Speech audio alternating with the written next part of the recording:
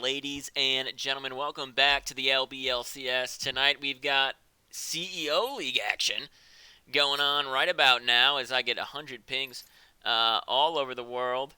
And I'm with Dutch Krampus, though, who you probably just heard. He was doing a great job on the podcast where we talked about CEO teams.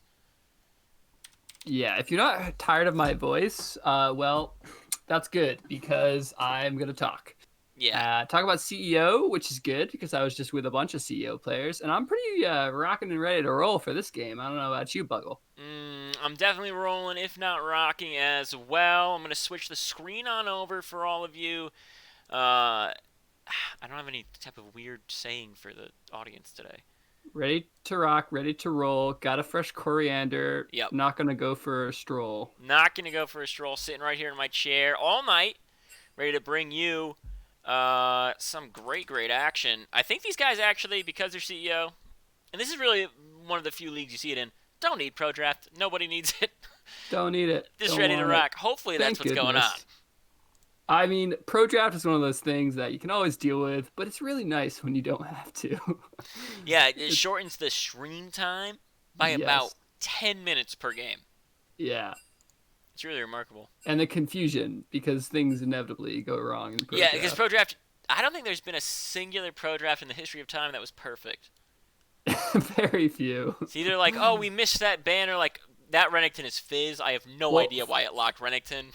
I don't know if you watch Pro Play, but funny enough, there was actually recently a ban missed by TSM in a pro match, not using Pro Draft. They were using the client. Okay. And they just didn't click ban on a champion, so they lost a ban. So Get absolutely hopefully housed. We won't see that here tonight. Well, there's no TSM in this game. It's two teams that probably would win in the best of 100 series. 101, really. Best of 100. That's 101. And you know what? I didn't have a logo for Goons created. Now, normally, if I don't get sent a logo over time, what I'll do is I'll hop into Photoshop. I'll just, make a new logo, Bing, bang, boom. make it real nice. I'm going to talk about this draft in a second, but I couldn't do that for Goons, so I took a emote I have for another channel, and I decided that's now their logo. So when you guys see that when we jump into the game, don't be worried, Goons. That's your new logo. It represents you. I will talk about these bands because I know a lot about them. Obviously, coach for CEO team here on the left, 5 drinks in. Camille, so a phenomenal ban against us. Cyanosis in our top lane. Our GM player, super solid on that. Olaf's another really And solid ban. No surprise, Olaf ban 90.1% win rate on Olaf in CEO. Yeah. Dude is absolutely monstrous. Such a good champion to deal with people who are trying to have that like anti-dive comp, the peel comp for your carries. So Olaf can just get in there and wreck stuff, and he's kind of like that drain tank because not only does he have that healing in his kit, but going Core Drinker on him provides a lot. Hecarim also can be banned away, so a double jungle ban as it looks like Riven is being hovered. This is the fun about CEO. Is you've got people from Platinum to Challenger, and we have people from Gold to Challenger in this game, actually. So the amount of where you're focusing what is always super interesting, and Misfortune is going to be the first one that's locked in. Just a solid ADC. You can build a bunch of different comps around it. I think that's a great first pick. I think Goons being 1 win and 1 loss also are super good at drafting team comps. I looked at their team comps. These guys are really competent when it comes to, okay, what do we do in this situation? We're faced with these couple of champions. It's going to be Nami that's going in that support spot. That is a Zoe one-trick down there who normally plays mid, but he's super good at champions like Nami, like Janna. Those are his 2 most played supports, and he has phenomenal win rates on them. I would expect Kai'Sa to be locked in. Yeah. I would not be surprised to see Kai'Sa. We've seen her win rate in solo queue is phenomenal. She's been played a lot in CEO and is locked in. I think Nami is a great pick with that. Nami can set up ganks really well for the jungler and get Kai'Sa kind of some early kills in lane. Misfortune is a little bit of a lane bully, so that I think that bot lane is pretty safe into the Misfortune. Mm-hmm. But I am curious to see if we do see a comp built around MF ults. Oftentimes we do see like these wombo combos. Yeah. Orianna, Jarvan, stuff Love like that. The Maokai. Love the Maokai pick. Likely a support, but could be a flex. We've seen a lot in the support role in both CEO and solo queue. So I know where it's going. Another And I frag. can't say obviously because I am the coach, but we did talk about where if Of if this course. champion is picked, obviously it's a flex and we can leave it up, and that is actually what I wanted them to pick next. I'm super happy as the coach for Five Drinks In that these are the three we first picked, because what it does too is that Maokai is a flex, and obviously I know well I don't actually know 100% where it's going. I know where the team wants it to go. Hmm. There could be an option where it's smarter to put it X instead of Z. Um, but Yeah, I think taking the Lilia was also smart yeah, because they already saw two of the strong and prevalent junglers banned they away. knew it was a focus. Um, yeah, so it's pretty much just like Lilia and Graves are like the next top tier jungler. So I Yeah, think it was smart to take away the Lilia, who can kind of bounce in and bounce out pretty well, and set up engages for team fights. yeah, it's just super good. So when we dive into the game, once we get a couple minutes in, I'll start to reveal some strategy. Obviously, the Riven Hover tricks into the ban. They're able to ban it out. Malphite gonna be banned out from these guys. They don't want to have that super tanky engage for McKay's, or how do you want to say this top? I think McKay's is. Okay, seems right. Okay, now let's talk about their ADC, because how the hell did we say that one? Vita. No, no, no, ADC. No, no, not the person who locked the ADC, but No high. no, I'll go no high. Okay, That simplifies it a little bit, but I like simple. yeah, simple is definitely good. So no high, McKay's are the lower tier on the side of Goons, and if you're looking at the side of Five Drinks In, the Mighty Fool and Evdingus are gonna be the lowest ranked over there. Um, I do like the Makazi, Malphite ban a lot. they're saying it's Makazi. All right, Makazi. we'll go with Okay, Makazi. We'll respect what Makazi. chat That's says. respectable. Yeah, for sure. I like the Malphite ban a lot. I think Malphite's really strong into stuff like Misfortune, where she doesn't have a lot of ways to get out of fights. Hmm. We are seeing the Graves, the other jungler I was talking about, Super meta picked up. picks. Yeah. Yeah, Graves is super meta. I mean, he does pretty well in most matchups. He farms pretty quickly, and his ganks are solid. And with a Nami and a Nivea, he's gonna have a lot of ways to get ganks off. Like Graves himself isn't gonna be the best ganking jungler, but if you have lanes that allow him to get free ganks and you have some hard CC in there, Graves can like just this face roll a game pretty early on. So I think that's a good pickup for them. And the Malzahar in response. Yeah, I mean, so for Lampy Lamp Live, I will tell you that the mid laner on the other team is a challenger player. So that's why you saw Mm. those three early mid laner bans coming out. So insecure enough to ban against a challenger? Maybe so. I definitely would be. And taking away his two big trick players, definitely. Now, the Jace is interesting to me because I did look through some of the CEO stats today, Hmm. and Jace has not yet been picked in CEO. I actually don't know if Jace has been picked at all in the LBLCS, but I could be wrong. And then the response is the Renekton. And this But is I'm really curious to see Makazi's with Jace. go-to. That is his. If he gets a champion, he's like, hey, I don't really know what I want to do for the team. I can be a drain tank. I can be an assassin in the back lane. I can be a big tanky boy in the front. It doesn't matter. I just like this champion. The guy loves Crocs and Alex. Like, that's all I'm gonna say. Yeah, and I think that kind of follows in with what we've been seeing in the meta, like in general. The bruisers are prevalent more so than tanks. Malphite's like usually like the one like really dominant tank, and sometimes you see Orange slot in there as well. I do like that I see the Maokai hopping into the support role. I'm a big Mighty Fool fan. Sorry, all the other Who LBLCS can't be? players. Mighty has stolen my heart because he's one of my favorite supports to watch, and I think Maokai is a fantastic support pick for him because Hmm. Maokai not only allows you to peel for an ADC extremely effectively. Your W is a lock on. CC and you have a strong ultimate, but it allows you to also be an engager.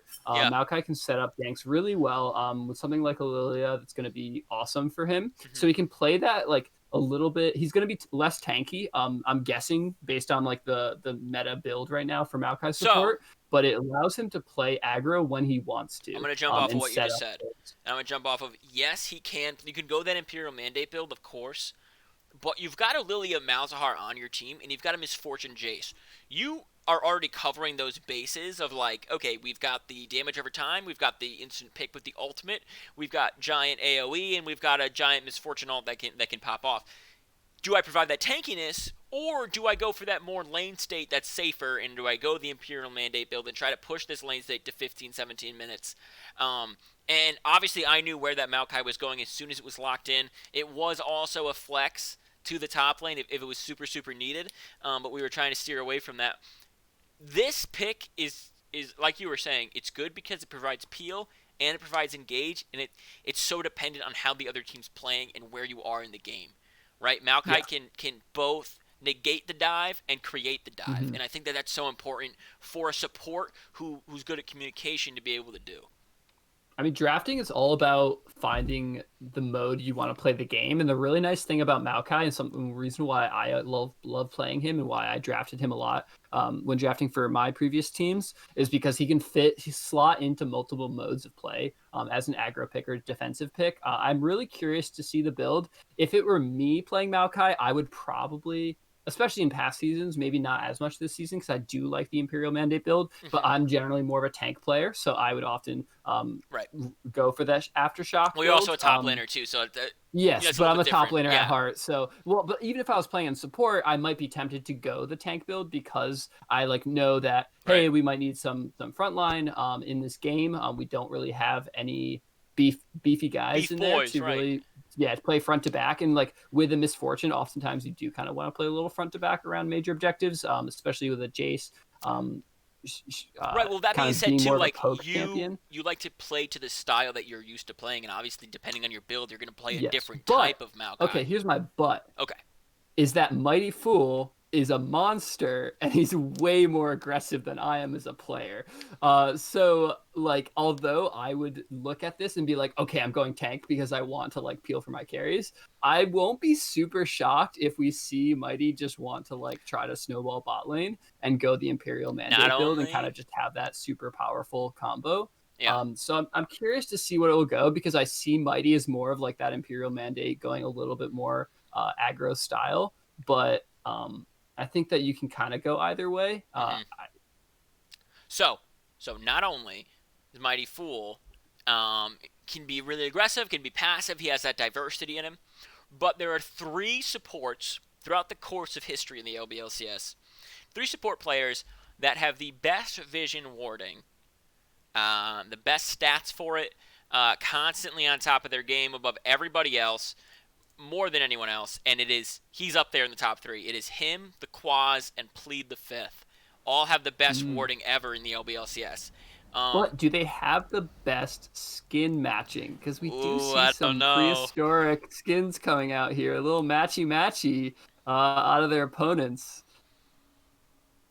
Sorry, I totally interrupted you. No, you're good. The matchy might be what takes the freaking skins, game. Man. Yeah, matching skins. You know, that's a buff right there. They're saying a blast from the past, about to take you guys down. Now, 5 drinks in, have a lot of repeat offenders. Only one completely new player to the LBLCS, where all 5, from McKay's all the way down to Kirizono,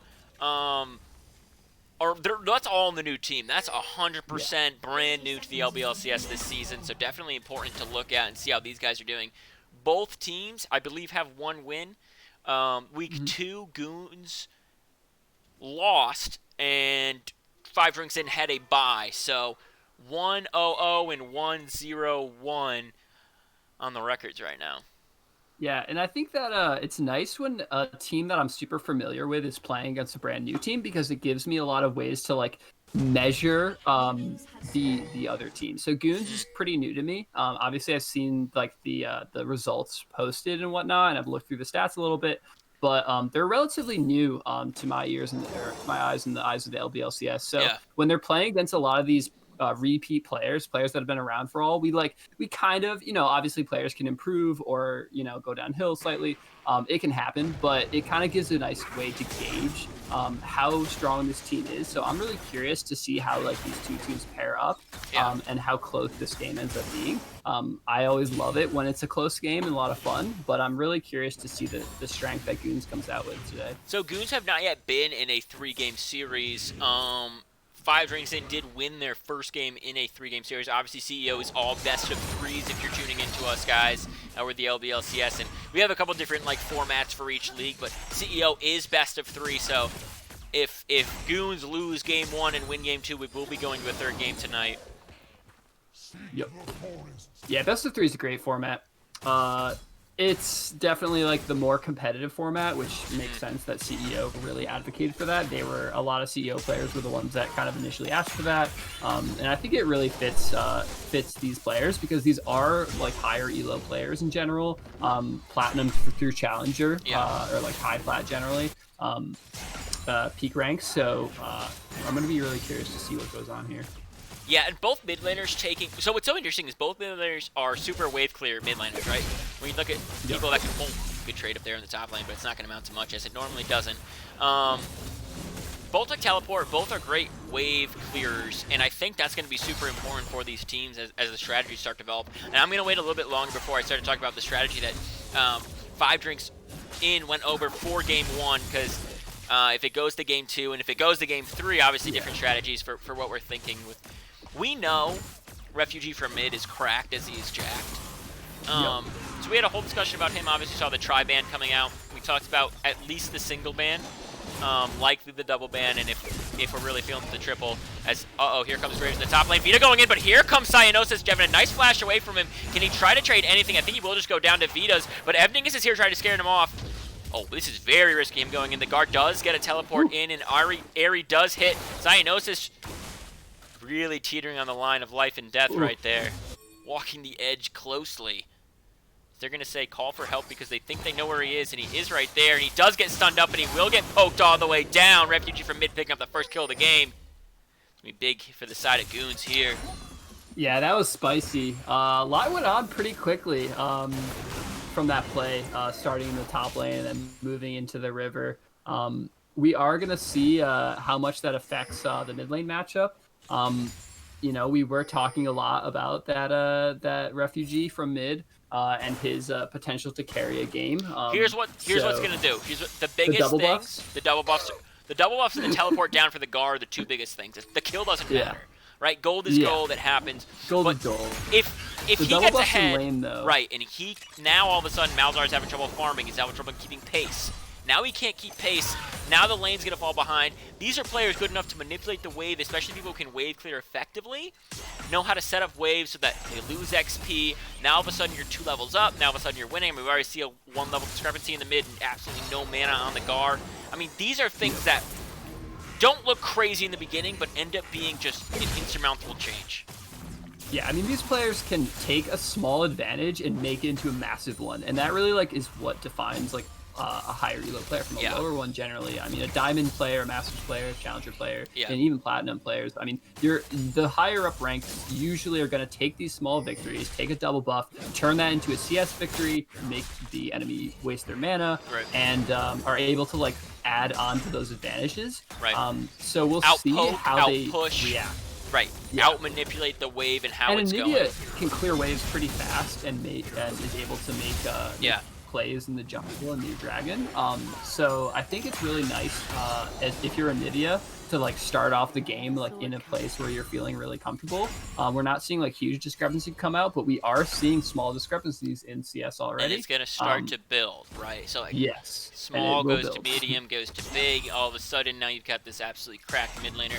I will say this first Drake being an air Drake isn't massive for the side of either team really. Maybe a little bit more advantage to the side of 5 Drinks in if they do get it. But Anivia has the ult up every 3 seconds. Yeah, we did see a flash blown off. Yeah. So Lilia right there. Yeah, I think that's a good example of a case. Lilia definitely isn't a champion who absolutely has to have flashes. Into the Anivia, it is nice to have a flash available, but it is going away early. They are picking up the dragon, like you said, but I don't think it's anything super major. Cloud Drake is a Cloud Drake. Cyanosis is actually poking at McKay's really, really hard here. He's going to drop very low. He's about 10 CS behind as this wave is going to crash into him. He's going to pick up more. McKay's actually going to channel his back. He knows that Jace has the in on this wave up in the top lane right now. And the gold lead's only 500, which mostly is the kill, but there's a little bit of CS going on in there. There's a big discrepancy there in the mid lane. There's about 11 CS discrepancy in the mid lane. We are seeing a discrepancy in top through the Jace. I mean, Jace is one of those champions that is going to do well into Renekton. Oftentimes we do see like a ranged top laner play into Renekton just because you can kind of safely poke him down and not let him snowball early kills. Well, Jace has the knockback, right? He has the ability to disengage the Renekton. He also has the ability to re-engage on him. He's got the range, so it's definitely a solid pick, and it's definitely really good on a player who, I think Cyanosis was Grandmasters, whereas Refugee for mid was Challenger. So these two players, I mean, if you're looking at two, it's these two to watch. Yeah, I mean, great. I think in general, Jace is just like a super smart pick. As long as you're solid with Jace, I'm happy to see a Jace because I think it's one of those champions that really only should be played in CEO. This is my opinion, obviously. But I think Jace is like a highly mechanical champion as far as like not even just mechanical, but like decision making. And Jace is like pretty the base of like being a good Jace player is pretty high. So I think you have to be a pretty solid player to even like play him at an okay level. So I'm happy to see him come out because Jace can do a lot, and into a lane like Renekton, I think it's a really solid pick. Definitely, definitely. He's actually getting a lot of damage on a Renekton right here. He's going to heal up right there with the power Q. Now they're going all in for Anivia, and she's going to drop down to the egg. They will be able to finish this off. Vita is trying to help, but just won't be able to. The kill's going to go over to the Gar. So that's a solid amount of gold getting back onto your other mid laner, and the Gar is no one to mess with. I mean, this guy is... Oh, top lane dropping super, super low. Dewey might be in trouble down here in the bot lane as well as he takes some pokes. Cyanosis is basically just looking for this kill, although the ultimate for McKay's is up, and so is the flash. Outplay potential on everybody. Yeah, I wouldn't be surprised to see Lilia eventually pathing up there pretty soon. She's going to grab her blue buff, but a dive could be possible top lane. Yeah. And I think it was smart to roam up mid from Mighty Fool, and especially to give that kill over to What flash for? He's getting the knockback. He's getting a little bit of damage, but is it going to be enough to finish him off? It is going to be enough, so it's a one-for-one trade as the jungler moves up to the top lane. Graves picks up one kill for himself, and down in the bot lane, just a little bit of trading going on. Huge flash and knockback from Cyanosis onto McKay's as he also flashed forward. So flash for flash, kill for kill. Graves did pick it up, and I think in that instance that is who you wanted on if you are Goons. So definitely solid trades for both teams. Yeah, Graves picked up the kill, which is solid. Graves getting some of his items early is always beneficial. He's a champion that can benefit a lot from picking up some damage early. And I would kind of have liked to see some Lilia pathing up there, but I think it resulted fine for both teams. They went 1-1 and exchanged flashes, so no like clear winner as far as that skirmish goes out. But I think Jace still has kind of the upper hand in this matchup just because of the farm discrepancy, and he did get that kill. So I think we might see this matchup get harder. He does have a level as well. Obviously, as whenever a jungler comes up, they do soak XP from the laner, and bot lane actually going in for a big amount of damage. A bubble does not hit. No high, trying to run for his life, but that Eon Kais is super strong. He's able to walk away. Here comes Lilia. Ev Dingus charging on in. The ultimate from MF's going to do a good amount of damage. Just going to poke them out of lane. This next dragon is spawning soon. I think that's what everybody is going to be going for, is a crazy trade in the top lane. Cyanosis getting a massive lead onto McKay's. If he has a ward, he should be able to finish this off. A nice trade here for McKay's, but he's not going to be enough as he picks up that kill. No TP on Jace, but there is a TP on McKay's if he does spawn in time to challenge around this dragon. It's spawning in 28 seconds. We will see what happens. That is exactly what we were talking about as far as players taking small leads and just snowballing them. And he's taking that lead to the max as far as getting kills on it. We are seeing the Rift Herald drop the bottom, though. Yeah, so they're going to trade a lot of bot plates and pressure for some top. It's a lot of damage onto Vita. He should be out pretty safely. I mean, Anivia and Nami can keep you pretty safe. So I don't think this will be an issue.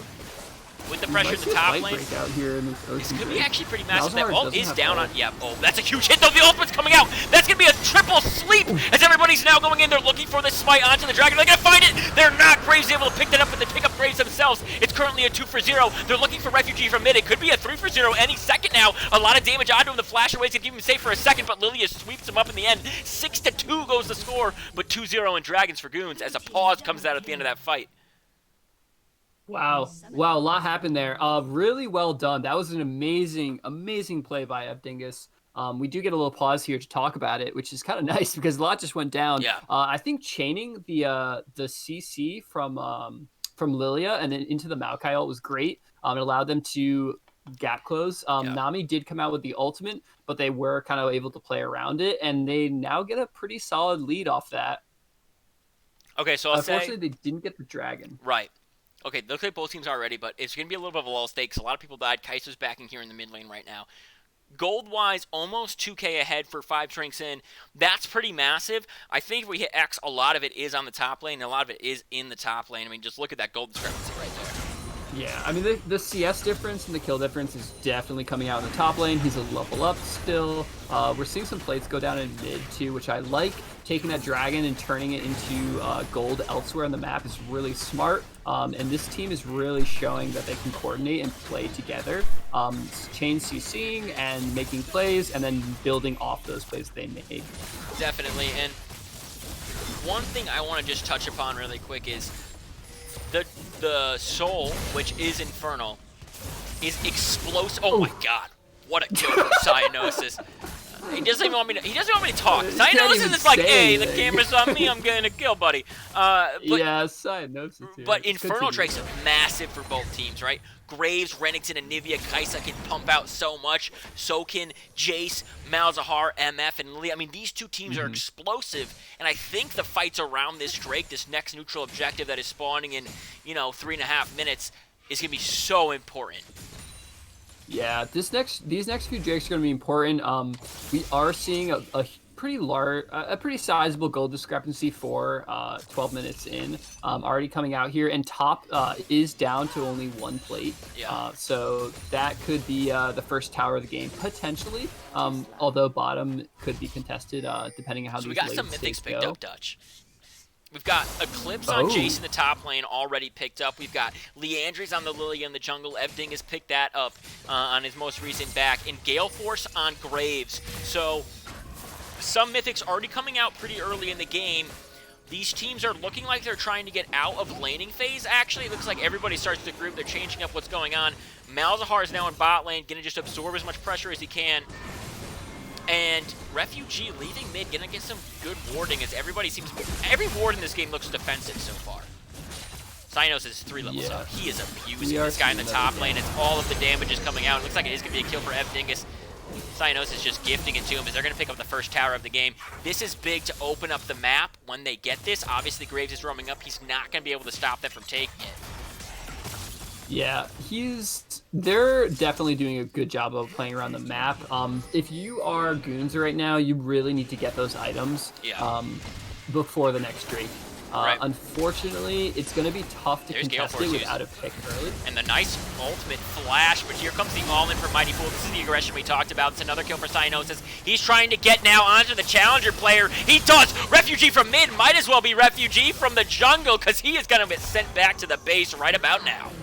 Yeah, Cyanosis is playing insane this game. Like, he is just going all in right now. Speaking about all in, looks like they're even trying for more kills. A nice bubble's going to lock up 2 of them. And trying to... McKay is doing a little bit more damage with that Q on Renekton. Isn't going to do enough. Cyanosis doesn't even care about tower shots. He's got the Eclipse. He is healing up on every hit.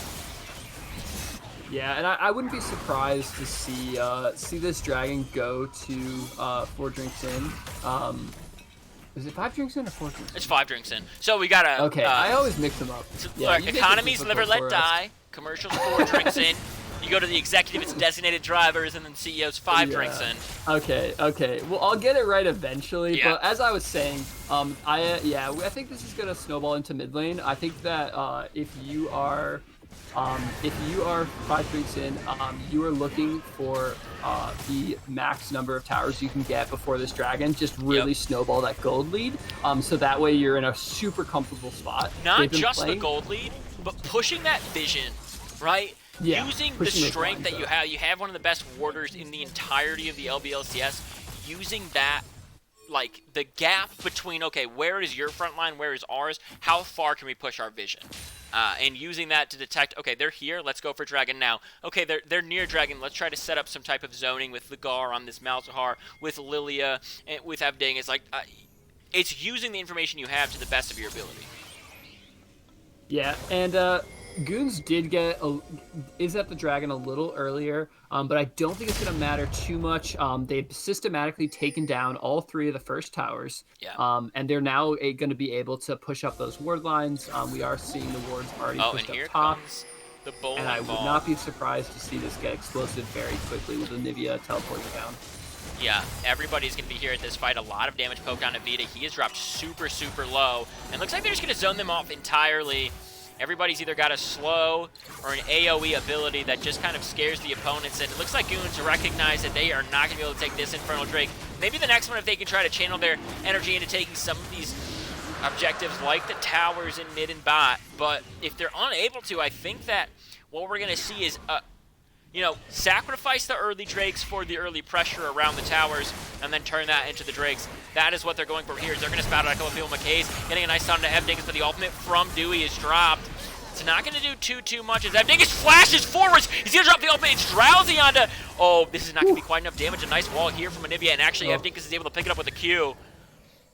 There it is. Wow. Yeah, Evdingus is just hungry on that Lilia. He says, "Hey, Cyanosis, I see you getting kills. I want some too." And he's just going he says, "I'm racing you." I'm that racing still only to the counts finish. as one. He does not want the Cyanosis to beat him on the KDA chart in this game. So, and we're seeing, like you said, we're seeing this vision come out explosively. Yeah, look at the mini by 4 drinks. Yeah, this is a lot. This is a lot to come back for. I mean, if you're Goons, you basically need to hold your own, get some farm into Kaisa, I think at this point, and look for a pick before any major objectives. But you really can't let them take anything else for free, and you can't get caught in your jungle, which is increasingly more difficult as they look for more towers mid and as they push up those visions. And we were talking about the Maokai build that it was going to be, and obviously it is the Imperial Mandate now that we're into this game. Not only that, but there's 2 Leandry Torments on the side of 5 drinks in. That's so much chewing damage over time that it's hard to even find anybody who could even be a Drain tank. As McKay's is now realizing, oh my god, I'm 3 levels underneath Cyanosis, I need to back the heck up. Yeah, I mean, it's a really tough game. Like, as a top lane player, I see this and I'm like, oh, that is tough. Because at least with something like that scales really strong into late game, you have ways out. But unfortunately, Renekton hasn't even been able to get his first item. Oh, Kirizono, the captain of the team, is actually going to have to drop his own ultimate to stay away. The tidal wave hitting up Cyanosis is going to be enough to keep him safe as the ultimate from Maokai's dropped. Oh, a lot of damage. Ooh. Chunked right onto him right there as the flash is forced out of Mighty Fool. He has to go over that wall right there to stay safe. Now, everybody in chat thinking about the top lane discrepancy, I will say the elo discrepancy is equally as wild. I believe it is a gold or a plat player up against a grandmaster. So you see the 0-4 and you're thinking heavily, oh my god, Evdingus, say goodnight. He might even get 2. Refugee from mid now looking for the guard. There's a fight in the top lane as well. McKay thinks he can take him one-on-one. The flash over the wall is going to keep him safe. Cyanosis is going to follow with that flash. Now he's into the melee form and he's going to slap him into next season. See you in season 6, buddy. I'm taking this game. Yeah, Cyanosis is once again just really flexing here on his Jace pick. I mean, he's obviously a very strong player. Evdingus getting a little bit too greedy there. Yeah. But you gotta have some faults when you're trying to snowball this game to a quick victory. Oh, actually, Cyanosis gets popped out. Oh my god, he's able to pick up a kill for himself before he goes down. He goes to 7-2. In the game, and the next Drake is up in about 1:45. So a lot to be talking about with these 2 teams. Wild how much burst you can have in that champion. Yeah, he picks up the kill. He does drop the shutdown gold to Kaisa. If you're gonna have the shutdown gold on anyone, I'd probably prefer Kaisa at this point. Yeah. Arguments could be made for Nivea Graves as well, but I think getting some items onto Kaisa is really important because she is farming really well. She's been getting gold. She's got a kill down the bot lane. So we'll see if they're able to do anything with that, like Kaisa pick. Insane damage right now coming out of that champion, and she does scale well into late game. But it's a question of, are they going to make it to late game? We're 20 minutes in, and the gold discrepancy is at 8K. Yeah, it's a big goal discrepancy. Now, there are 2 Drakes on the side. If they are able to trade, even if they trade top and him and were able to get a 3rd Drake, now they're all of a sudden they're on still a point. They get a little bit of extra minions coming in their base, a little extra gold, a little extra XP, which does matter in this high elo league. I mean, these guys are rivaled almost to what you see a lot of other teams in like LCS Academy playing. I mean, Challenger, Grandmasters, Masters, all 3 are in this game. So we are looking to see if this Baron. He's going to be saved. They're taking a nice ultimate here, but the flash over, the smite barely going over to Lilia as Graves falls down himself. They're trying to trade more. A nice runaway from Evding is going to keep him safe for a moment longer. Now, Anivia's in that egg, and they're looking for damage onto it. The silence is coming out, and the... Oh! Kai'Sa's in right there, but Cyanos is pushing the base the whole time. He's got a Rift Herald and Baron in there. He's looking to take the whole entire game. Will he be able to? We might be looking for a teleport from the Gar right now, as he's absolutely chunking out Nami, forcing the flash out of her. He's going to go all the way in and absolutely delete her. Kai'Sa now trying to say, no, hi, hey, wait, don't end. Just kidding, Cyanos is going to blast you all over the place. He's able to dodge one stun, but he does get taken out by the Anivia E and the ultimate. Here comes MF into the place with Gale Force, taking them out. A very explosive end of this game as Graves has even spawned. He is back up, and we're frozen. I'm going to say that the game is over. That's what happens sometimes. Also frozen. Yeah, but I will like to say, going for the Baron while you drop the Rift Herald with Cyanosis in the bot lane was an insane insurance policy that basically let them end the game quickly. And well done out of that team. Look at the freaking damage to champions. Oh my god. What? What? All right. Yeah. Let's talk about the discrepancy real quick and how much that is. All right. Let's take 8.7. Deleting people. 8.7 times 3 is still less than 28.4. That's all I'm going to say. That is nuts coming out from Cyanosis. You got to deal with this. Okay. Now, so the leagues work differently, right? Mm-hmm. In every other league, it's you play one game on red, you play one game on blue. In CEO League, you have assigned sides for game 1, and then loser picks what they want game 2. So it looks like we are going to see a swap. Not only are we going to see one swap, we might see 2 swaps here, as Yorick Hunt is in here, and so is Forever Malding, and it might be a double. They might switch jungle and ADC in this game. Yeah, I'm curious to see what kind of changes come out here. America in, and so was Echo of Eternity. Both teams using... Thank you so much, Flo Stacey, for becoming a majority shareholder. We'll see you at the Denny's up in Vermont in a couple of weeks when we have our next holding. You've seen a couple of switches from both teams here.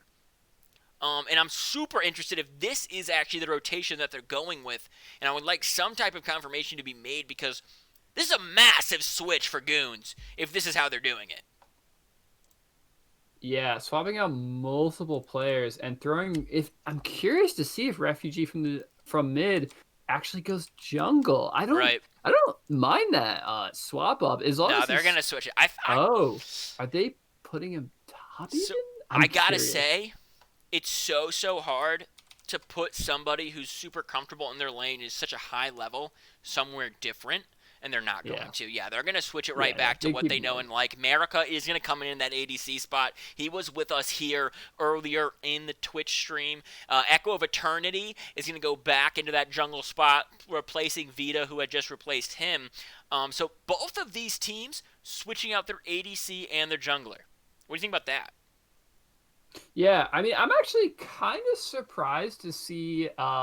them swap out. I actually really like... I'm happy to see Yorick Hunt play jungle, because I think Yorick Hunt's a fantastic player. Mm-hmm. But I do think Abdinga's looked fantastic on Lilia. I mean, there were a couple plays that were questionable, but like it looked really good. I hate to say it, but he did look really clean, and he's probably going to clip that and be like, oh, look for that one time you said something good about me. Okay, well, you don't have to say too many compliments, because I will.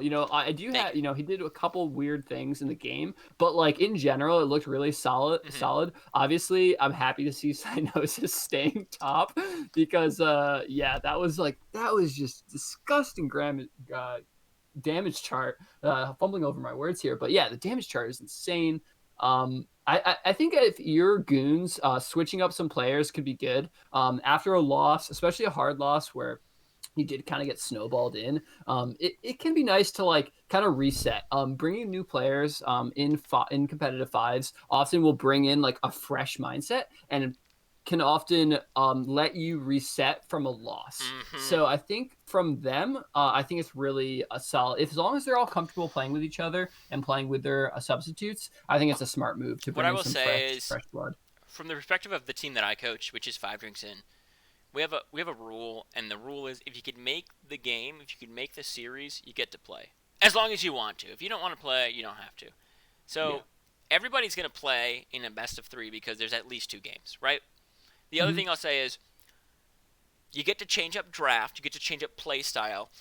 We saw what Yeah. was essentially a 4-1 last game from the side of 5 drinks in. Bringing in Yeah. 2 entirely new champions, or new people who have different champions they can play, can totally change the style of play from both teams, right? So we could see a totally Yeah. new draft from either one of these guys. It also becomes a mind game with how you draft and how you play. 3 bans thrown on Refugee from mid when 5 drinks in was on the blue side. Now you're on the red side. Now Yeah. maybe you throw 1 or 2 because you know you have the full counter there if you want, or you throw those same 3. You take the counter for the top laner. You say Cyanosis, don't just beat McKay's this time, face roll him. So Yeah. how do you adjust if you are Goons and you know that the strategy really is about this top lane or about this bot lane?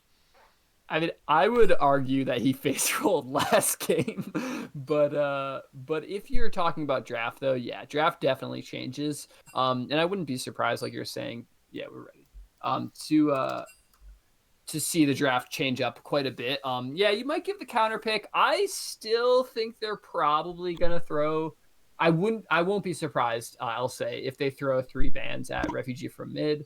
He's like their strongest player. They thought it was a good idea last I wouldn't time. be surprised if they threw 3 bans at Cyanosis. Yeah, yeah, no, I I wouldn't. wouldn't. I wouldn't Like be a surprised if they Jace threw okay, 5 a bans at Jace ban should be for Cyanosis. sure on the table for Goons. Yeah. But I'm really curious to see what else Cyanosis has in his pocket. Has Cyanosis played any games? I don't know for sure. Has he played games so far this season? Yes, yeah. Now he played Okay, in the first series for 5 drinks in, where they went 2-1, and I believe they did win game 1, lose game 2, win game 3. So okay.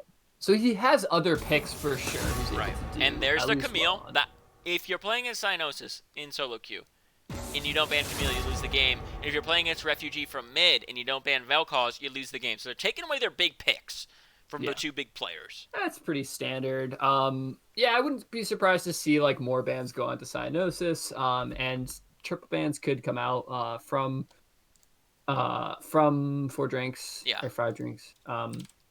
Guys, I know we didn't do Schmeckle bets. I'll do Schmeckle bets for this one, okay? Oh yeah, let's do some If Schmeckle one bets. more freaking person DMs me you didn't do Schmeckle bets, I swear to God I'll destroy you. I got like 30 right now. Please stop. Also, don't forget, kids. It takes 2 to tango. It does take you to tango. I'm gonna freaking tangle. Oh, the crack! God damn, it was so good. Okay, Hecarim and Maokai gonna be taken away. It still looks like it could be a tri-ban here on the mid lane against these guys, and it is gonna be the same exact 3. Usually when you win a game, you don't go too much against what bands you picked here. Blue is going to be the side for Goons. Malphite picked up. That's a huge pickup, too. All right. The Now first pick, you're worthy into the Malphite, team. and they did not ban Jace. And they didn't. Still banned the Hecarim. Olaf is now up though, so I'm very curious. And they didn't first pick it. So Yeah. I'm really. I think we might see an Olaf game, like based on the Gnar. Gnar being hovered switches over to the gameplay Okay. quickly. Now I like that because the Gar can also play it. So Yeah, and they're going to show yeah, there's Olaf. the So Olaf. now you have Yeah. this flex of the solo lane, and you're saying, okay, we can gangplank, straight up farm up against this Malphite, become huge late game, impact the team fights. That if we're doing the 1-4 again, we're ulting into the fight, helping with the gangplank ult. Or we could run it mid, trick these guys, and play something secret top later in the Oh. draft. Buggle, you have a request to get rid of the blur. That on makes stream. a lot of fucking sense because there's blur currently on the stream.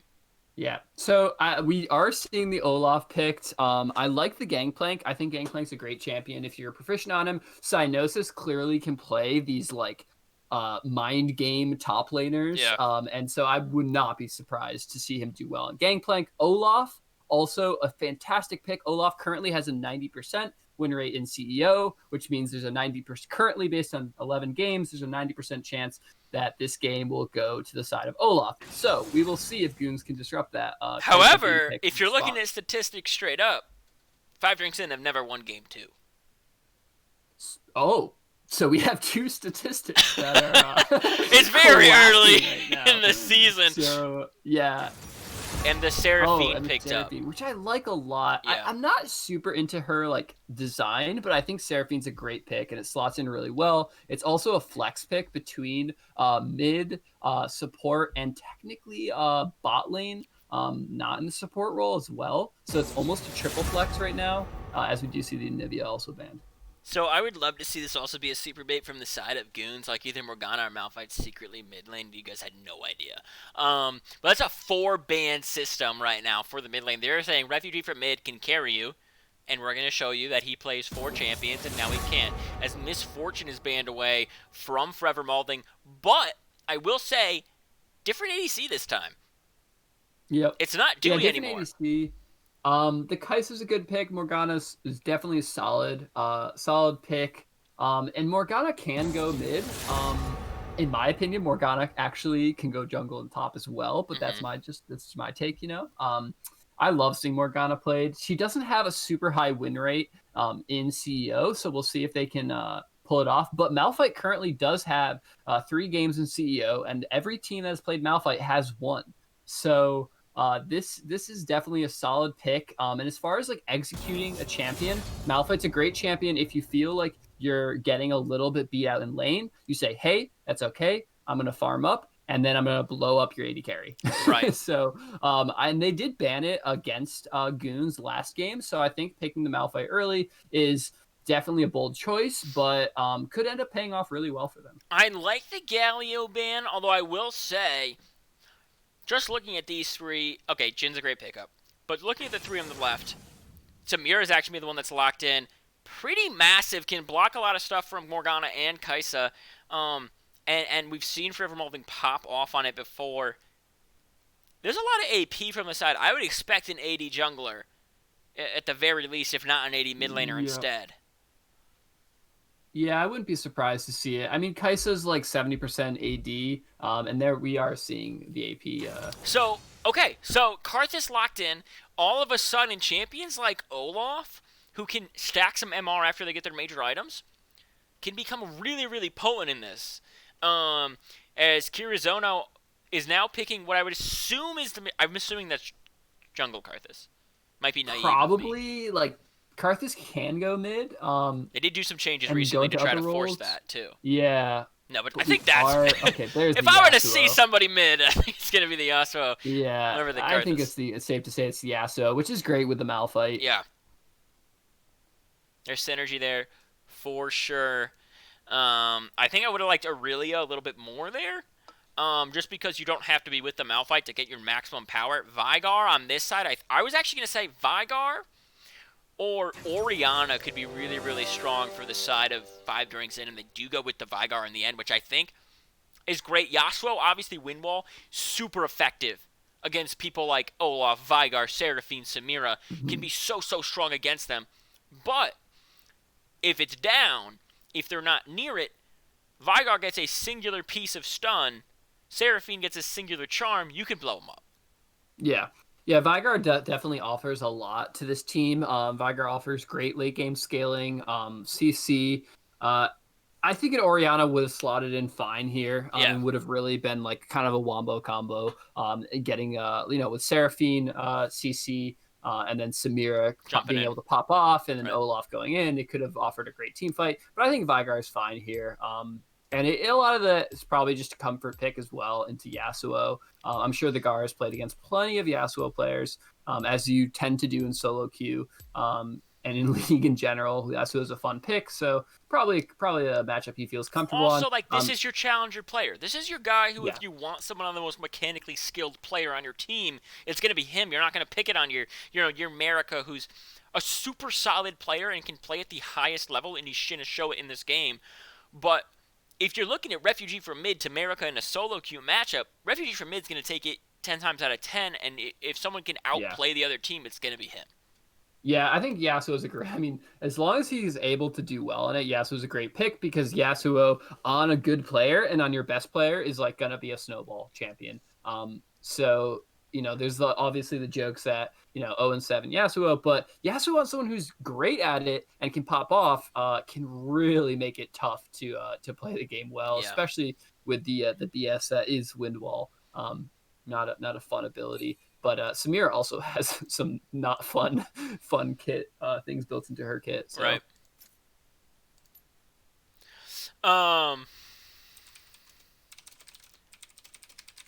Karthus, though.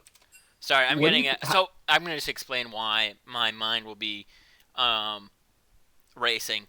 I have 4 teams that I coach. 3 of them are playing simultaneously. So I'm getting so not only did I get a bunch of GMs basically shit-talking me for not doing Schmeckles last game, but a bunch also saying, hey, what do we do next game? So I'm having trouble juggling all of this right now. So, Dutch, I'm going to leave it to you to tango alone. Okay, well, I'll tango. And I'll come back in because it takes 2. So one of the most curious things one of the things I'm most curious about this game is how like top lane goes.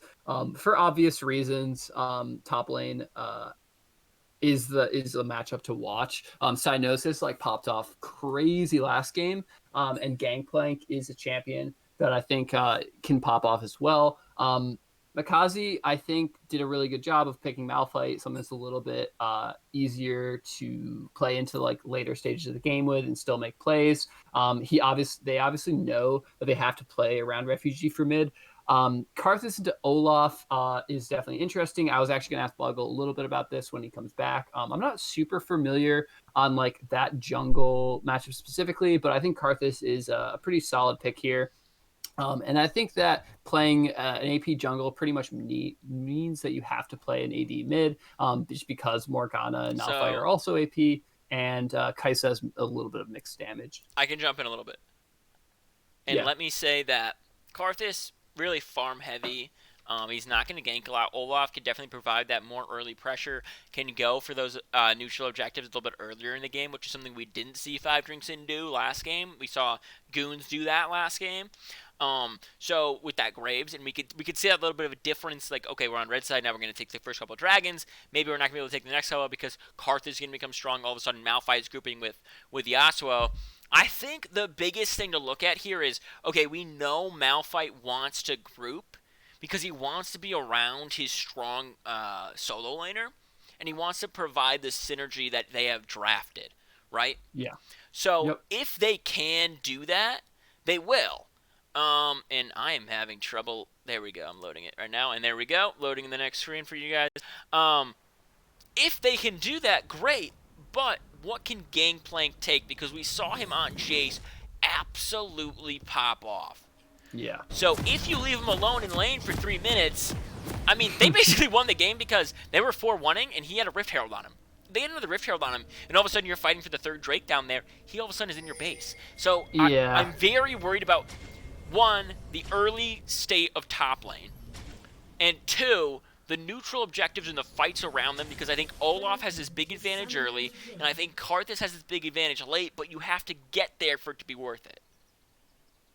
Yeah, and I'm curious to see if we see some more roaming out of the Mighty Fool and like see where jungle attention goes. I wouldn't be surprised to see more attention this game going back to mid lane. We did see like some early back and forth as far as like early advantages mid, so I'm curious if we're going to see those again. Yeah, really standard 5 points from both teams coming out right now. As yes, Evding is Gorza is the picture. I said in the beginning I didn't Photoshop anything for Goons ever. Just kind of blanked on it, and so I just took an emote from one of my channels, which happened to be Gorza Love. So it is what it is. It is what it is, and it do what it we do. are low budget. Yeah, roses are red, violets are blue. So we're jumping in this one. I'm low budget, and you are too. I'm low budget, and you are too. God damn it. All right, both of these junglers might be starting blue. Nope, one's starting blue, one's starting red here. It means they'll both be up in that top lane around the same time. But I'd expect a more full clear out of Echo here.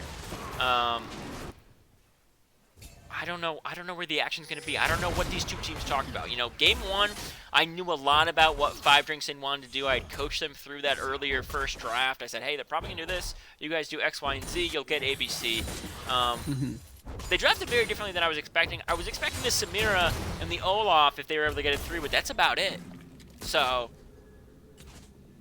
Yeah, I mean, Olaf's obviously like a really great pickup right now, and Samira as well can definitely slot in. We've seen more Kaisa than Samira, but I think it's fine. And I'm really curious to see how Mighty does on Seraphine, because it's a champion that I think can like absolutely be bonkers in a game. And but is not necessarily like the biggest roamer, but she can definitely roam through. So we'll see if he ends up doing more plays mid again. And I'm curious to see what happens where Olaf goes first as far as his ganks. I will say, looking at these comps again, I'm seeing a very clear 1-4 from the side of 5 drinks in. It's the type of style they like to play a lot. And Cyanosis on something like Gangplank, where he can impact a team fight from far away, makes him a really solid 1 in that 1-4 scenario. He's looking for the Q right now to get proc that grasp. Nice job right there. But Samira can block some stuff, can deal with that tornado actually with her W from Yasuo. Seraphine has that ability to catch with her ultimate, that charm. The Gar has really solid zone control, right? So when you're thinking about 1-4s, those are 3 things you're super thinking about. Wave clear, anti-peel, and pick potential. And then you've got an unstoppable Olaf sprinting into your backline if you do try to go for something. So I think the way they've drafted is, again, very 1-4-esque. Like, that is how they're going to try to play this. And I'm interested to see how the heck you match that on the side of Goons. Yeah, I mean, if you're Goons, you play for the big fight around the Malphite and the Yasuo.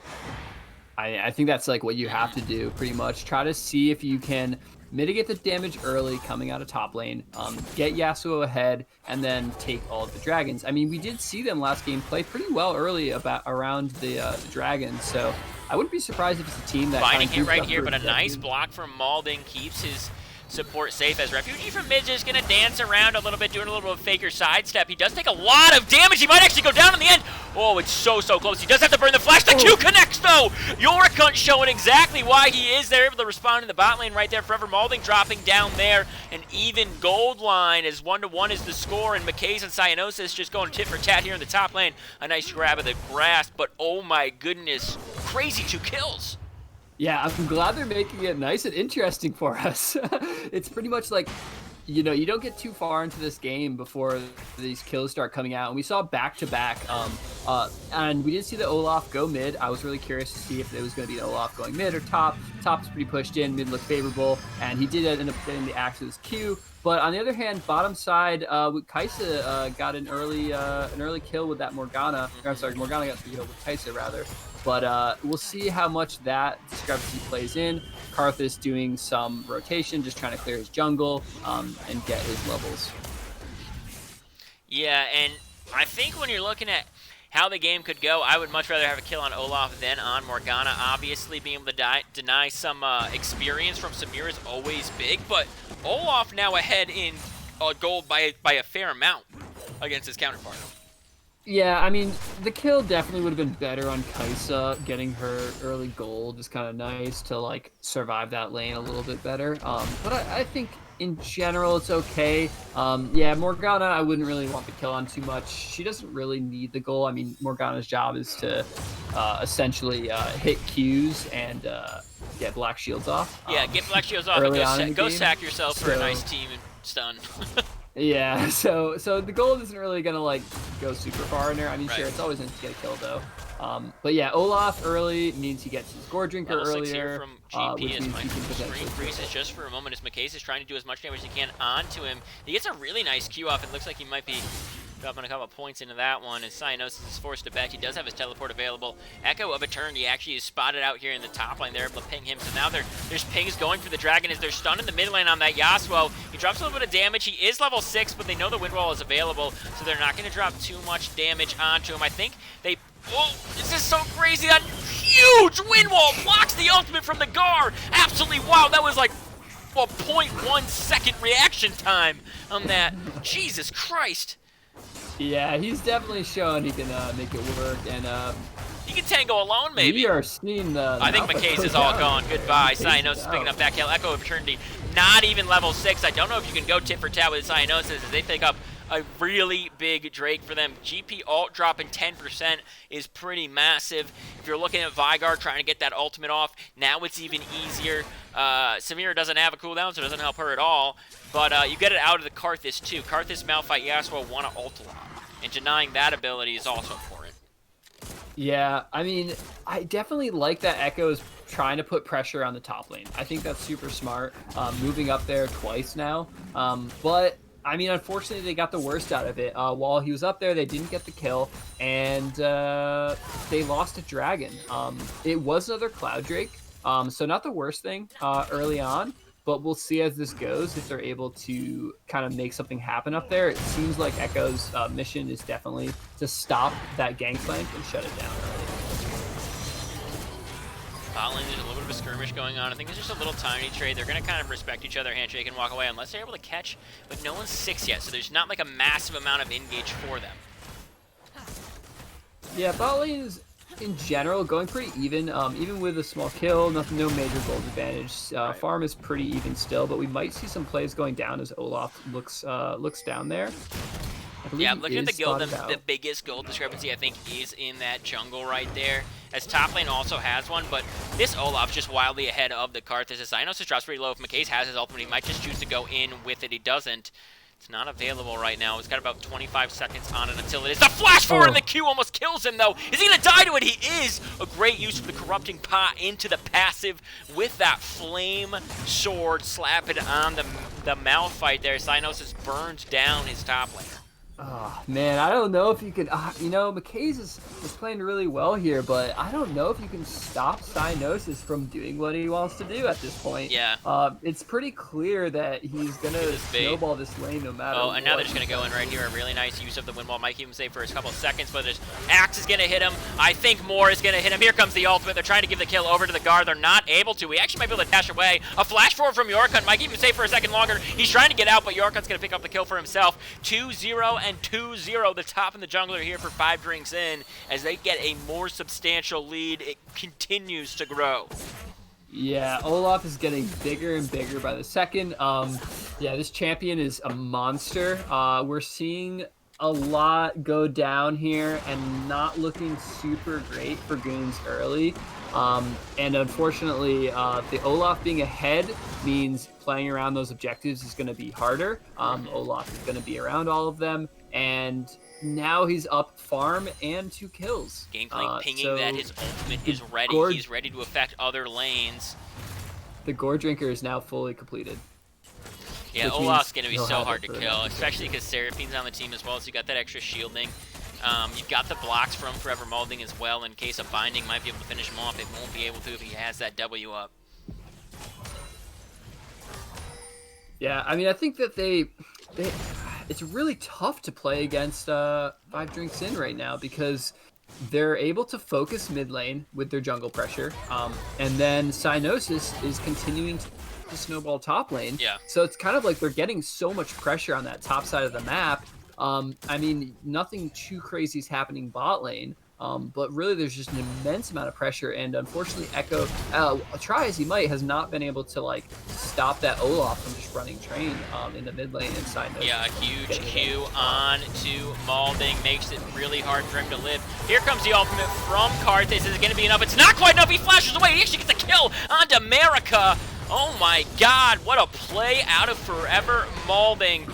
Really playing out of his mind right here. As Echo for Eternity is looking for a little bit more damage onto them. 5-1 is the score. Cynos is slapping on McKay's again up here in the top lane. McKay's does have ultimate this time. A nice binding cat onto the Mighty Fool. Will he be shown that his name is the right way? He won't be, as Vygar's now rotating to the bot lane. He's looking for a little bit of a play right here. Does he have the cage? Is he able to catch a nice binding onto him? Actually means a lot of damage could drop. Solo Qs from Karthus do a lot here. Malding actually just going to go in. He's saying, I can trade with you. I think I'm ready to do this, but he might drop a little bit too low as he's trying to dodge what he can. An ultimate comes out, and the ultimate from Malding keeps him safe as well. He's going to die in the end. A 2-for-1 so far. Mighty Fools to drop away, and Yasuo's now here in the bot lane.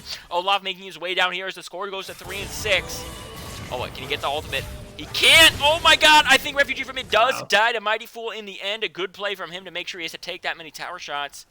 And I'm out of breath. I mean, yeah, props to Goons for trying to make something happen here. That's really what you have to do. You have to start roaming, start looking for aggressive plays. Obviously, it wasn't all on their part, though. Five Drinks definitely was trying to make something happen as well, Oh, getting a little ambitious. Some great plays early in that skirmish, which is a pretty crazy back and forth. And I did like that Cyanosis was able to drop his ult to get Forever Molding that kill early on in that engage. But the dragon is looking like it's going to be the next major objective, and we are seeing Goons getting there a little earlier. yep. But Yasuo is a little late to the fight. Yeah, here comes the Gar, and I think the Gar round you just absolutely can't take it. The zoning he provides, the amount of burst damage he provides, and with that all on top of the fact that Yorikon is a higher level than Echo of Eternity, there's just no way you're going to get that steal. Yeah, it's tough to play if you're Goons. I think they just have to keep looking for picks, keep looking for somewhere on the map to play. But it's looking like it's harder and harder, and we're kind of seeing this. Another binding connects onto Samir here, but they're just waiting for Yorikon to come in. Forever Malvin gonna dodge for a second, uses his ultimate to heal up as much as he can. He's gonna dash through. It's a double kill for him as they're going all in at Cynos in the top lane, who drops his own ultimate to try to keep himself safe, but he does use his orange. It's not enough. As Yasuo picks up a kill, all of a sudden you've got 2 and 3 on this Yasuo, picking up a little more CS in the Vigar. But bot lane, 420 on the ADC. Light it up, baby. This guy's going crazy. The guard picking up a kill for himself. Almost, not quite. Whew. Yeah, and I mean, it looks like they're going to drop the Herald down bot. Yeah. Which is definitely the play. They were able to get the Cyanosis. I like that play out of their mid laner, going up top on the Yasuo. I think that's great. You have to kind of make something happen around the map and start roaming. That is pretty much their way out through Yasuo, likely. So it's definitely good to get gold on him, but they did get that first tower in the bot lane coming out of 5 Drinks. So that is another gold, and we are seeing 2 dragons and a 6k gold lead at this point. For sure, Cynos just wants to play it. He just wants to be able to get the play, walk out, proc a little bit, and harass. He's so much CS ahead. He's actually so much gold ahead as he's looking for his 3rd kill of the game. If he gets him the Q off, I think he kills him, but he's taking a lot of tower shots. If he takes another, he might die. It's very close. Malphite almost getting a kill by accident there because of the feed from Cyanosis. Not quite, though. He's going to have to channel his back right here. Little too close for the comfort ultimate there, but... Karthus! He's able to pick him up with the ultimate! They knew he was slow. They were looking for it. They're able to find it. 2 kills on the Cyanosis in quick succession is pretty important here. And Refugee from mid, he's going to try to get that ult off. He can't. A nice flash from the Gar keeps him safe. The binding misses from Morgana. And everything is as it was. Everything is as it was, but also as it's not. The Gar, Cyanosis did end up going down. That was a good play from Karthus. You know, making the across the map Karthus ulti play. Speaking of across the map, that's the ultimate from Gangplank. He wants a little piece of the action as they are going to get the kill. They're trying to give it to the guard. They're just waiting for him to take it. He doesn't have any spells. Up the flash away! Oh, the ultimate away! The flash forward from Yorikon. He's able to pick it up. He is with the Q. They forced the flash because they were trying to give it to the guard so hard. Just take that kill, boys. Made me a little bit nervous. Yorik's been looking great on these axes this game. Picking up a couple kills here. Last second, just when I think it's over. Echo's back has been stopped, unfortunately, as the Gar looks to take this top tower. Yeah, America gonna channel his back right now. He's a little bit more CS than Samir, but Samir's got that tower gold. He's got the kill gold. 420 the score is 6-10 is the score and the total of it. As Cynos is just clearing out the mid lane here. He should be able to take this. The minions should take it, and they do. He's trading a lot, but here comes Kirizono doing a lot of damage. The ultimate drop on Cynos. He's gonna use a huge orange to get out, and the kill onto Yasuo does happen. He wants more though. He's saying, "You dare challenge me?" Yeah, Cynos is doing exactly what he needs to do. He got the tower. They got the tower top lane, and then he got a huge lead top, and is now looking to get that through to the rest of the map. Playing very well and doing exactly what he needed to this game as well as last game, moving that lead from one lane to another. Obviously, their mid laner Vigar. I forget his name right now, but playing totally fine, but Cynosis does have that massive lead and is able to get that tower for them. They're playing really well around the map, coordinating towers well last game as well as this game, and slowly getting that lead to a point where it looks harder and harder for the Goons to play back. Yeah. As we see, we might be getting some Rift Herald action, and I don't think the Rift Herald is going to be contested. The Dragon, we'll see what happens there, We but saw the I'm curious. use I'm of. curious if Goons is able to get a pick here before the Dragon. Sure. Actually, the pick that might happen is onto America right here. As they could be in a tricky spot if any amount of CC hits. They're just waiting for him to step a little bit too close. There's the slow. There's the ultimate. And here's the damage. Goodbye, America. Oh, wait. Oh, my God. The ultimate and the use of Gale Force away as the teleport's now coming in. Malphite has arrived, and the ultimate forever molding might keep him safe for a little bit longer, but the ultimate knocks them all in the air, and here comes Refugee from mid, slapping them all down. The binding connects onto the Mighty Fool, and now all of a sudden they are the fools of the engage. They were ready to counter that. A huge play from Goons. Absolutely popping off, but Herald was picked up. It's dropped in the top lane, and they're going to start to crash on these towers, as I think Drake is going to go over to the side of Goons. Yeah, like I was saying, you pretty much need to get a pick before going for this Dragon. They were able to do that, which I'm glad. But on the other hand, top lane is looking rougher and rougher by the minute. So yeah. I think the cross-map play was great they take from mid Goons too. Down the bot lane. But two towers. Yeah, mid lane is down, top lane is down, and down to inhibitor tower. Mm-hmm. So it's looking rougher and rougher as York Hunt's doing a great job of stealing away, denying the other team camps, and just trying to starve them out as much as possible. Yeah, doing a really good job of playing around the objectives that they want. I think they saw the first Ocean Drake. They said, whatever, let's get this Herald. Let's try to push it as much as we can. They did take 2 towers. They did a lot of damage to that top inhib tower. Now I'm interested. Okay, it looks like Gangplank is pinging that he's going to go bottom. You have a really solid 1-4 composition. Are they going to play to that? Or are they going to just group and say, hey, I think we're just stronger with our gold lead right now. I think we can just take them. Yeah, I think they can do pretty much whatever they want with that gold lead as long as they're in the right positioning.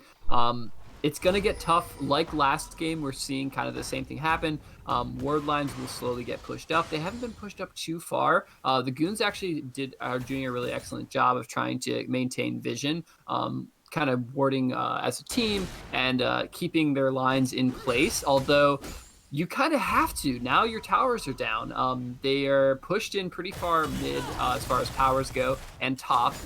So you kind of have to keep those wards because if you don't, your jungle is a scary place to be. Yeah, and honestly, you can't really be alone at all because I think everybody on the side of 5 Drinks In has enough gold to solo their opposing teammate here on the side of Goons. It's really, really nerve-wracking. Like, your composition is so strong together, right? Karthus, Morgana, Yasuo, and Malphite do an insane amount of wombo together. Yeah. Couple that with the Kai'Sa, really good late-game damage carry.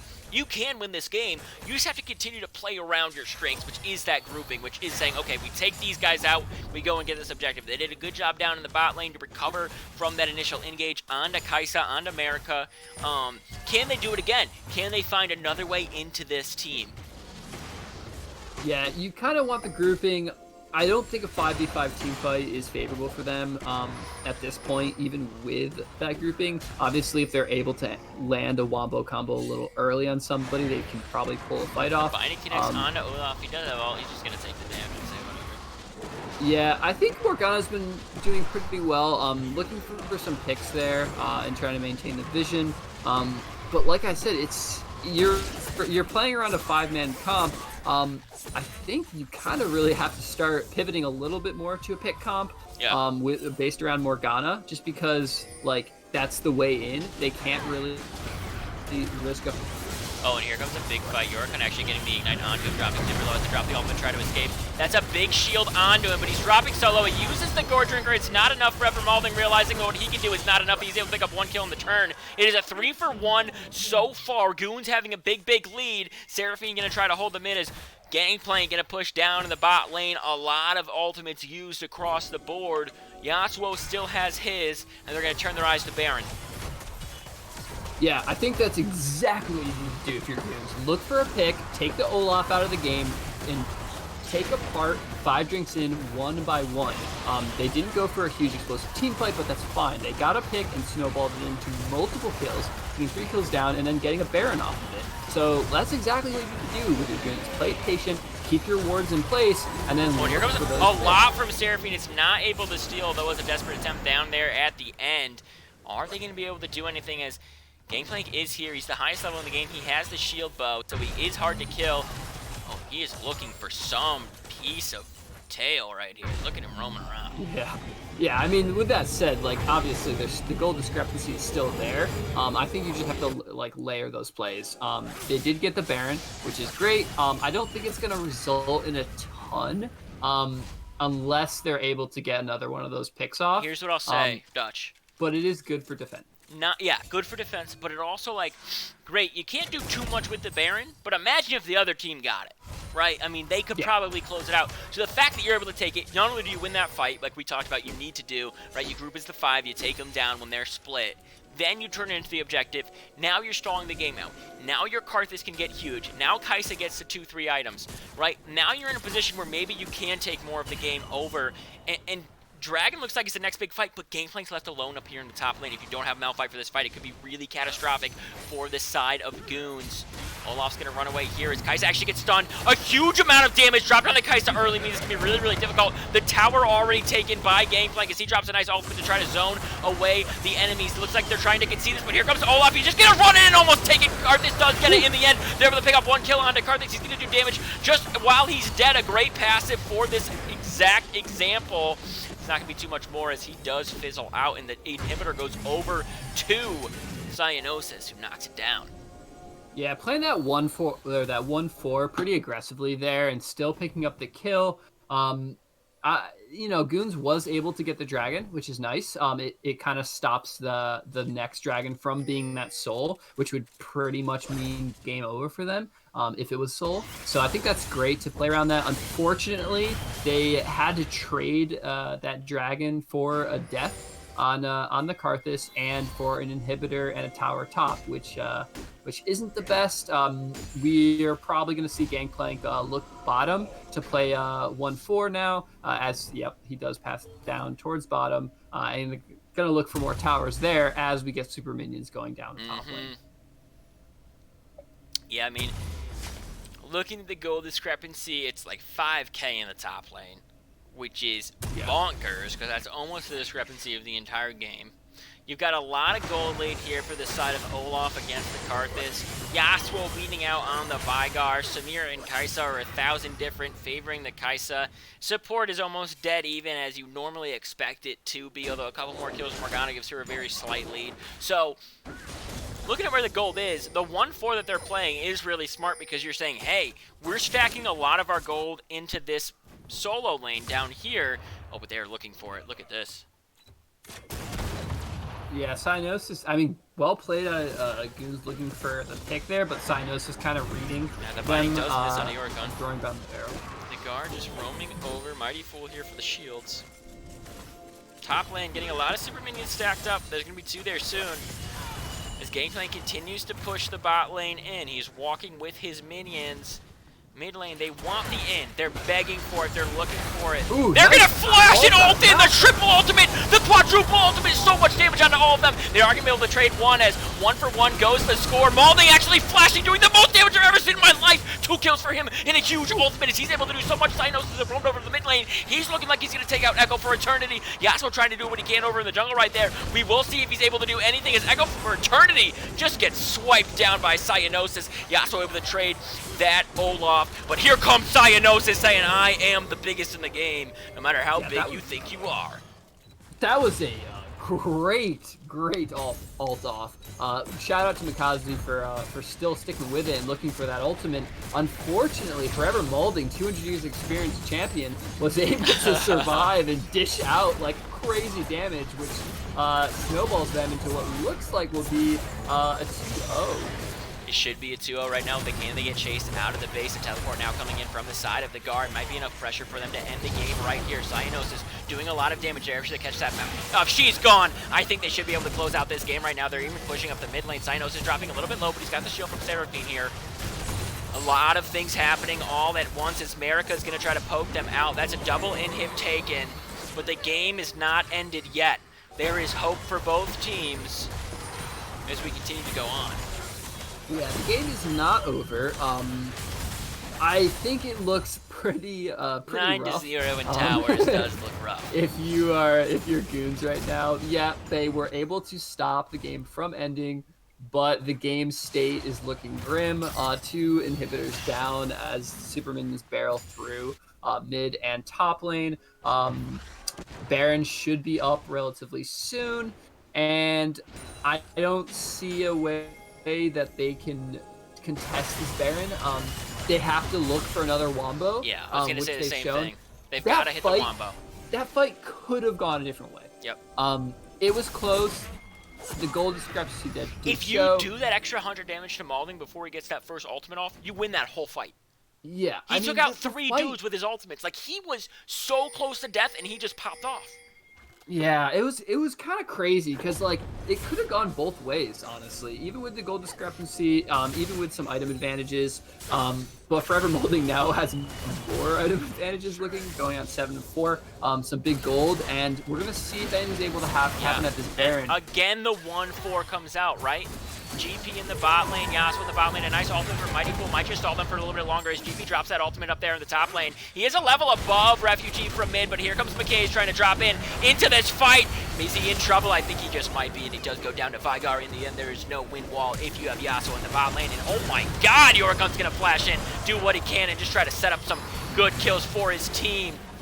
Wow, absolutely crazy.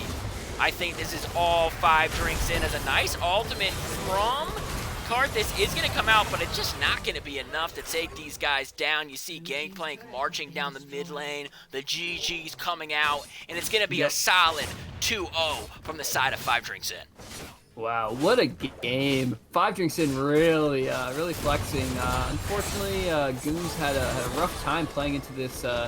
These 2 comps that they were able to pull out. Cynos is going crazy, and Forever Molding really showing up on that Seraphine or the Samira rather.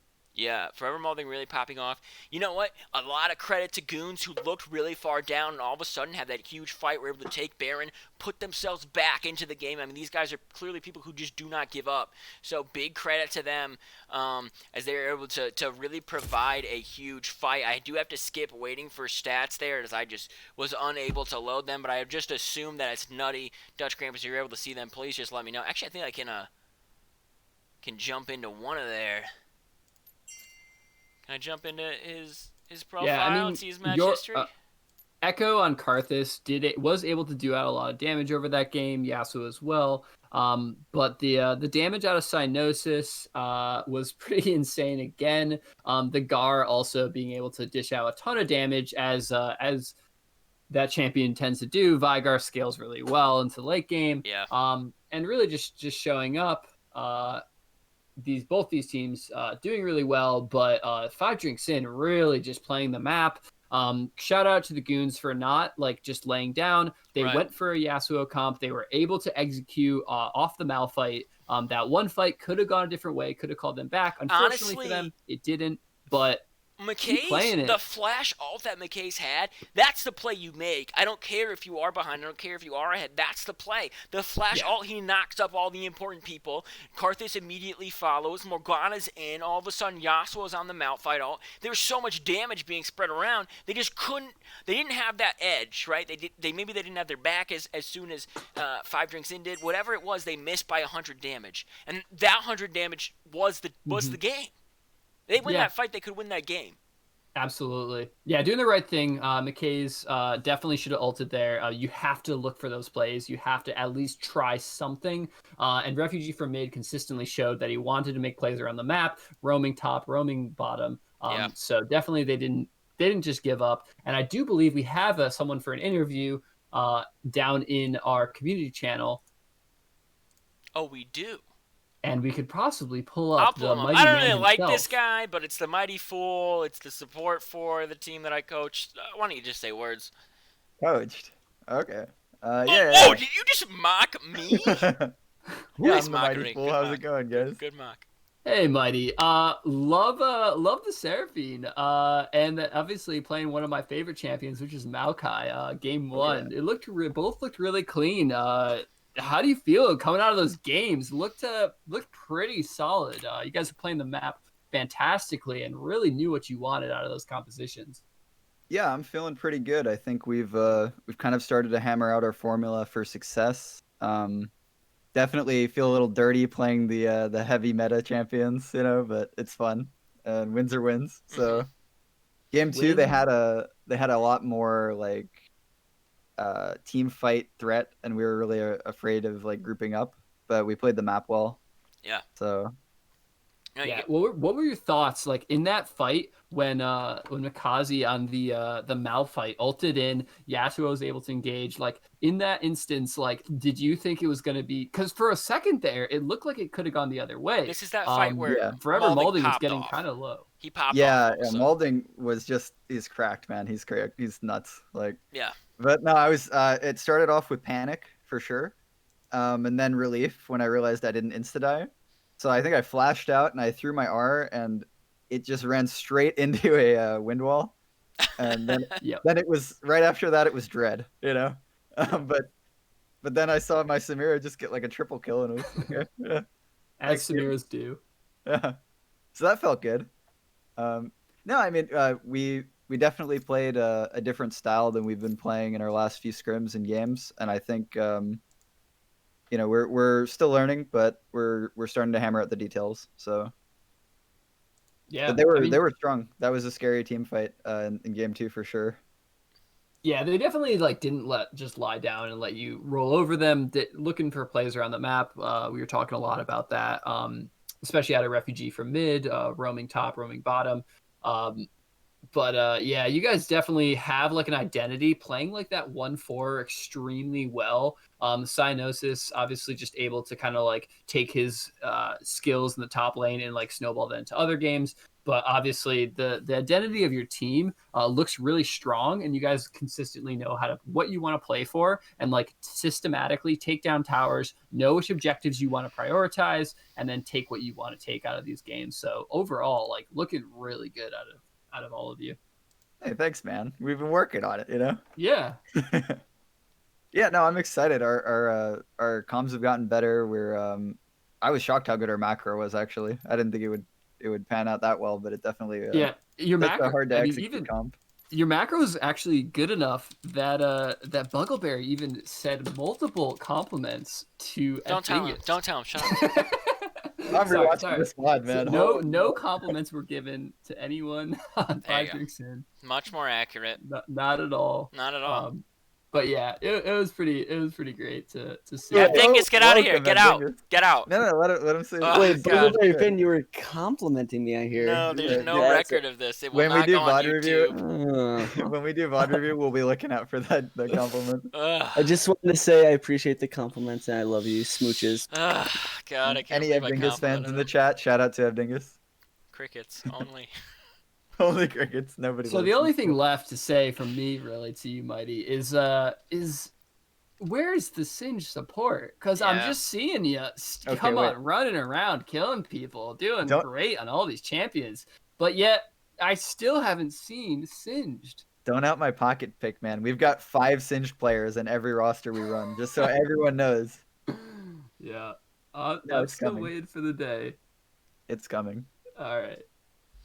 Looks like we don't have any interview for the side of Goons, although I really liked watching them play. Definitely a lot of chutzpah in these guys. Somebody to watch out for, as these guys are 100% new. I think they all don't know each other as well, so the synergy will be building between these guys. Both of these teams can be big contenders as the league continues to go on. Guys, if you want to be part of the LBLCS, drop on down below. Join our Discord. We've got a YouTube channel. If you want to donate to us, that's literally insane. We're the low-budget LCS, not the we take donations LBLCS. We're doing what we do. We don't need your shit money. So thanks so much for trying, but no thank you. We're going to be signing off in just a second, and I know that a lot of people are playing at home, and they didn't get a lot to drink tonight. And Dutch Krampus, if you could just rattle off a couple of them so that everybody at home can go to sleep feeling nice and cozy. don't forget to drink some water. Drink that water, guys. Make sure you're really hydrating tonight. Hydration is so important. Really hydrate well. Yeah, it takes you to tango, it takes you to tango, it takes you to tango, it takes Takes you you to tango. tango. Coriander's my favorite beverage. Good night.